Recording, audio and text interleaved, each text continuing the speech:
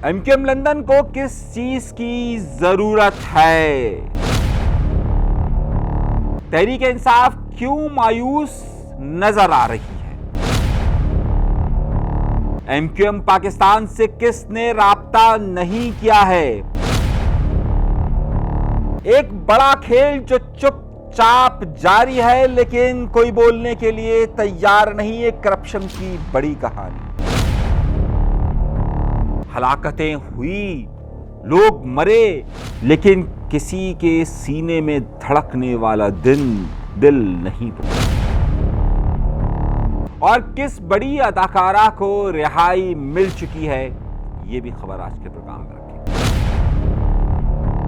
अपने प्रोग्राम का बाकायदा आगाज करते हैं अपने परवरदिगार के शुक्र से। मैं आपको बहुत बड़ी और अहम मालूमात देने वाला हूं और बहुत बड़ी अहम खबर से आपको सामने रखने वाला हूं।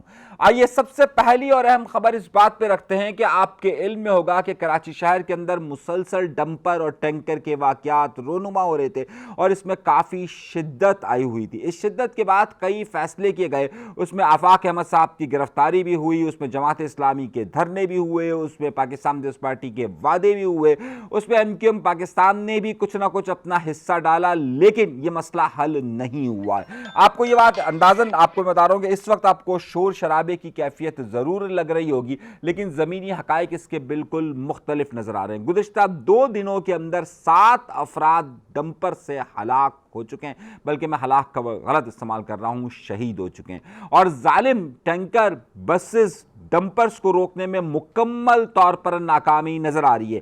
दूसरी तरफ पाकिस्तान की और कराची शहर से ताल्लुक रखने वाली तमाम सियासी जमातों ने अपने लबों को सी लिया है। ये लबों को इसी तरीके से सी लिया है कि शायद उन्हें न जाने किस बात का डर है कि गिरफ्तारी हो जाएगी, या शायद वो इस मामले से मायूस नजर आते हैं कि अब यहां पर अगर जाने जाती रहे तो कोई कुछ नहीं कर सकता। इसी बात का अंदाजा आप इससे लगाइए कि K4 मंसूबे के लिए जो वफाकी हुकूमत ने सिर्फ और सिर्फ 3 अरब रुपए रखे हैं। अब यहां पर मुर्तजा वहाब इस बारे में शोर कर रहे हैं। कराची शहर के लोगों के लिए पानी की उम्मीद, जो ये बात कही जा रही थी कि 2026 में K4 मंसूबे के बाद कराची शहर के लोगों को एक थोड़ा बहुत पानी मिलने की उम्मीद नजर आ रही थी, वो भी जमीन दोष हो चुकी है। हद यह हो चुकी है कि हुकूमत की सबसे बड़ी इत्तेहादी यानी कि पाकिस्तान पीपल्स पार्टी का मेयर मुर्तजा वहाब भी शोर मचा रहा है, लेकिन वोट जरूर देगा इस बजट को, वो वोट जरूर देंगे। एमक्यूएम भी शोर मचा रही है कि इसमें जाहिर है उनको भी कुछ नहीं मिला, लेकिन मैं आपको फिर बता रहा हूं कि वो वोट जरूर देंगी। अब एक नया मसला खड़ा हुआ है कि एमक्यूएम पाकिस्तान ने यह शोर मचाना शुरू किया कि पाकिस्तान पीपल्स पार्टी ने उन्हें बजट के लिए एतमाद में नहीं लिया।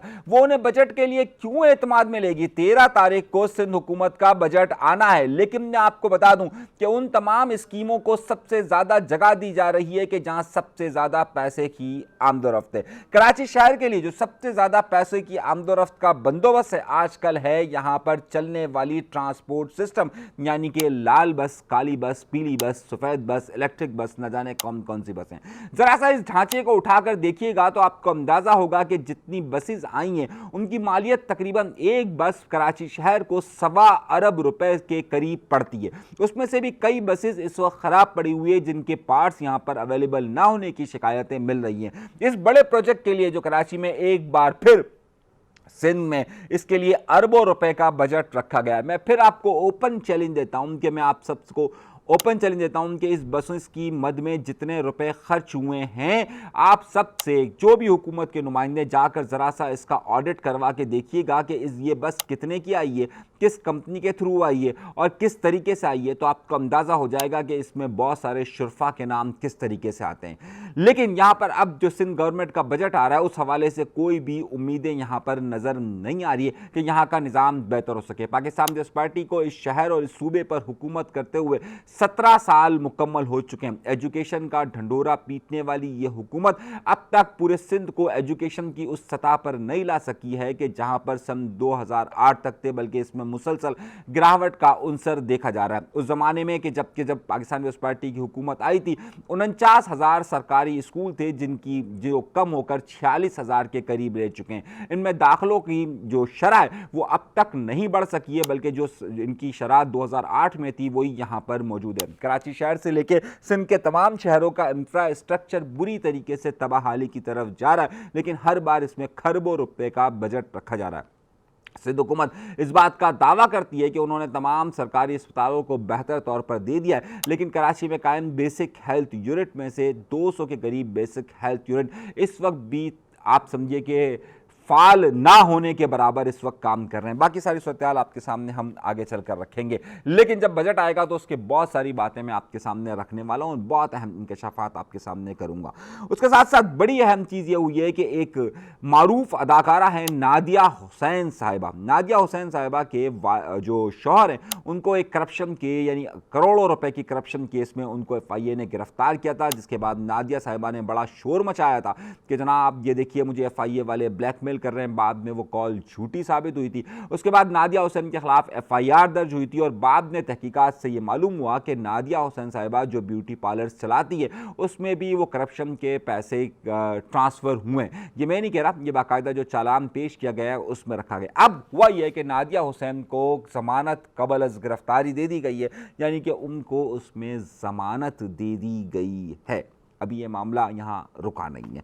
आइए एक और ख़बर की तरफ चलते हैं, और एक और ख़बर ये है कि MQM पाकिस्तान, बल्कि MQM जो थी उसके जो मदर ऑर्गेनाइजेशन है यानी कि APMSO all Pakistan Muhajir student organisation, उस हवाले से का 47वां यौम तासीस था। अब सूरत हाल यहाँ पर यह आई है कि MQM पाकिस्तान ने तो अपना एक छोटा सा प्रोग्राम कर दिया था और उसमें अमीनुल हक साहब वहाँ पर मौजूद थे, लेकिन MQM लंदन ने अभी तक अपना कोई प्रोग्राम नहीं किया था। और मैंने अपने पिछले प्रोग्राम में ये बताया था कि 90 और उससे मुतल्लिका जितनी भी गलियाँ थीं वहाँ पुलिस मौजूद थी और उनका प्रोग्राम नहीं हो सका था। लेकिन अब इन्होंने अपना प्रोग्राम 14 तारीख को मनाने का फ़ैसला किया। आमतौर पर 14-15 तारीख MQM इसलिए रखती है लंदन कि उनके यहाँ पर वो वीकेंड होता है, तो वीकेंड पर उनके कारकुनान क्योंकि बहुत सारी जगहों पे जॉब्स करते हैं तो उनके लिए आने में थोड़ी सी आसानी होती है। लेकिन एक नई बात सामने आई है और नई खबर मैं आपको दे रहा हूँ कि MQM लंदन ने अपने लोगों से इस बारे में बाकायदा ऑफिशियली रिक्वेस्ट की है कि उनके पास इस वक्त माली वसाइल बहुत ज़्यादा कम है तो उन्हें डोनेशन दिया जाए। एक MQM एक ज़माने में वो जमात थी कि जिसके पास अरबों रुपए का न सिर्फ डोनेशन बल्कि उस सिलसिले में मुख्तलिफ उनके जो लोग थे उनको बहुत बड़ी तादाद में एक चंदा दिया करते थे। इस वक्त MQM लंदन शदीद माली मुश्किलात का शिकार है और बाकायदा अब उनकी तरफ से दरख्वास्तें की जा रही हैं कि उनके लिए उनको सपोर्ट किया जाए। और अब जो 14 तारीख को भी प्रोग्राम कर रही है उस हवाले से भी उसमें बड़ी अहम चीज़ें सामने आ रही है। अब आइए अगली खबर की तरफ।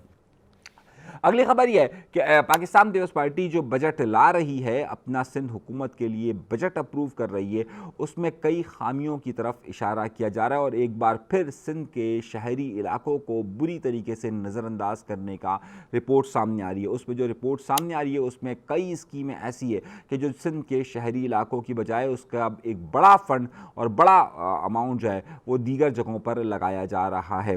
अब इस हवाले से एक और बात सामने आई है कि अपोजिशन ने इस हवाले से शदीद एहतजाज की कॉल दी और हो सकता है कि जिस वक्त मुराद अली शाह साहब असम्बली में खिताब कर रहे हों उस वक्त उनके सामने एक शदीद एहतजाज की कॉल की तैयारी की गई है। इस हवाले से मेरी नाकिस मालूमात के मुताबिक पाकिस्तान तहरीक इंसाफ ने MQM से किसी सतह पर राब्ता किया है और इस हवाले से वहाँ पर शदीद प्रोटेस्ट की इत्तला तारी, यानी कि MQM वैसे उनसे अलग अलग नज़र आ रही है लेकिन अब मुतवक्किया तौर पर हो सकता है कि बजट वाले दिन यानी कि 13 तारीख को MQM पाकिस्तान और PTI एक साथ मुजाहरा करे। और PTI के इस हवाले से हमारे पास कुछ राब्ते हमने किए हैं तो हमें इत्तलात मिली है कि इस हवाले से उन्होंने MQM से राब्ता किया है। ये एक आपको मैं एक्सक्लूसिव खबर दे रहा हूँ, बाकी आप सब खुद ढूंढ लीजिएगा। अगर आपको मौका मिले, अगर जिन सहाफ़ियों को अगर ख़बर की तलाश हो तो वो पाकिस्तान तहरीक इंसाफ के पार्लिमानी लीडर हैं, ज़रा उनसे रब्ता कर लीजिएगा। आपको बहुत सारी मालूमात दे देंगे कि वो कहाँ किस से क्या रब्ते हुए हैं, सब कुछ आपको बता देंगे। अगर कहेंगे तो नाम भी बता दूंगा मैं आपको, लेकिन आप उनकी मालूमात ले लीजिएगा। ये खबर मैं आपको यहाँ पर दे रहा हूँ। अभी तक के लिए इतना ही।